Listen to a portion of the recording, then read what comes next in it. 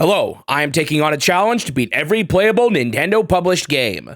The next game is Block Fever. Whoa, another arcade game this late into the challenge? Well, as the title of this video suggests, this is actually an old Nintendo game that was found just recently. So, how old are we talking? Well, the date on the flyer puts this one all the way back in 1978. Whoa, 1978? That's like right at the beginning of the challenge, isn't it? Yep, this game was one of Nintendo's earliest arcade titles, and while the exact date of early arcade games can be a bit uncertain, this one essentially should have been the 5th game in the entire challenge, right after Computer Othello. Speaking of, that's another one that was lost up until only recently. So, how is it that these games take so long for the ROMs to be discovered? Well, first off, from what I can tell, they are quite rare. This was Nintendo's early days when pretty much all of their arcade machines were unoriginal copies of other games like the board game Othello and Atari's Breakout, so their presence in the market just wasn't all that strong yet. However, that's only really half of the story. The other reason these titles have taken so long to be dumped is that not a whole lot of people even care about them. They're just obscure clones of already existing games, and Nintendo themselves hardly even acknowledge their existence anymore.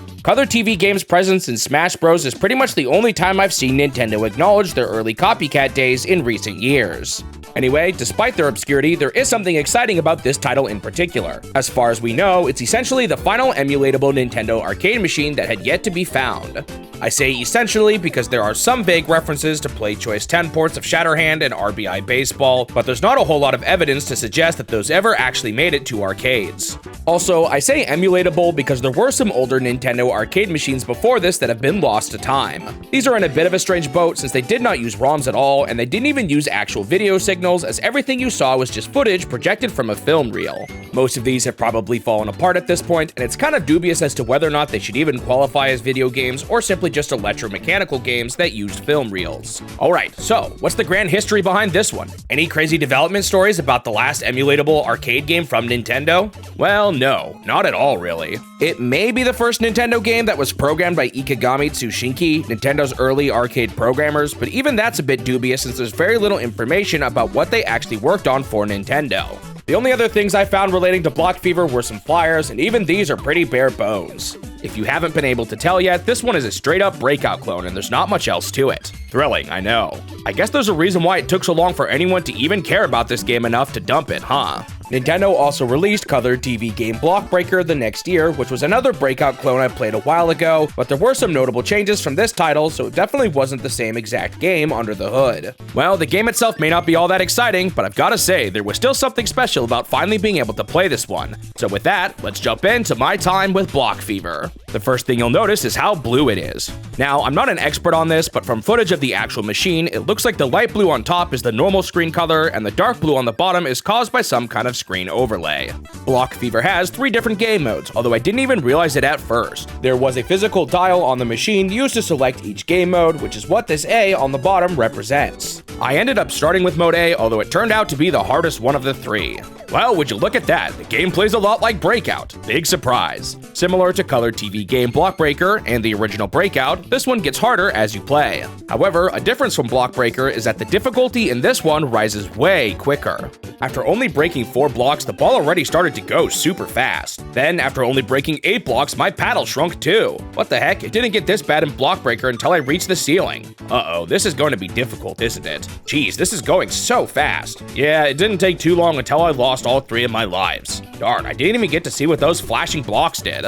It took a couple more tries, but I finally managed to hit one of those flashing blocks. This caused the entire block formation to sink down closer to the paddle. What the heck, those things are there to make the game even more difficult? Come on. I also learned in this run that hitting the ceiling made my paddle shrink even more. Great. After this, I decided to play around with some of the settings on the machine. There was an option to increase the amount of flashing blocks, but I think I'm good with just 2.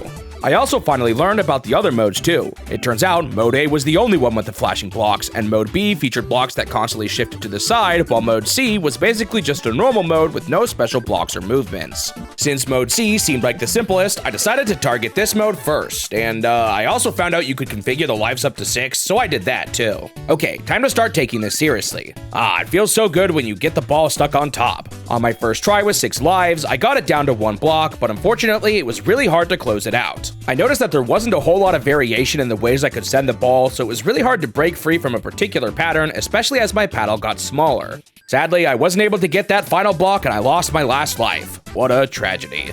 Man, even clearing a single screen in this game was kind of tough, and the ending in particular was especially rough. Finally though, after a few more failed attempts, I managed to clear out an entire screen. Nice. Well, like other arcade games similar to this, without any other obvious objectives, clearing a screen is my main goal, so with that, Mode C was done. Up next, I decided to try out Mode B. Since zeroing in on the final block was tough, I figured the moving blocks of Mode B might actually make it easier. Well, it turns out my suspicions were correct. I cleared a full screen in Mode B on my first try. Having them move around really made a difference at the end. Alright, time to finish the last one, Mode A, the one I started with. Yeah, this is definitely the hardest one. You know, it kind of reminds me of how Mode A in Space Fever was the hardest one too.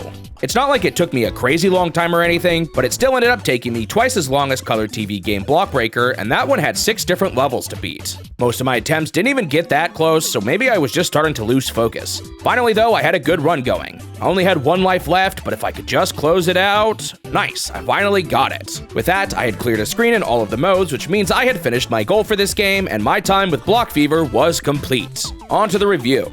You know, after playing so many NES original titles from Nintendo, it was a bit jarring going back to their old copycat days. Unsurprisingly, Block Fever reminded me a lot of Color TV game Block Breaker, although this one was definitely harder. The ball speed up and paddle shrinking just happened so fast, and I kind of wish they made it more of a gradual change rather than such a drastic one. Of course, it's also hard not to knock the game for being such a blatant ripoff of another more successful title. It's not like I hated my time with the game or anything though. The core of Breakout is still entertaining enough, and having multiple modes does help shake things up, even if modes A and C were pretty similar. It's an okay time, but the game definitely has some balancing issues, and it's not much more than a shameless ripoff of Breakout. I gave Block Fever a 5 out of 10.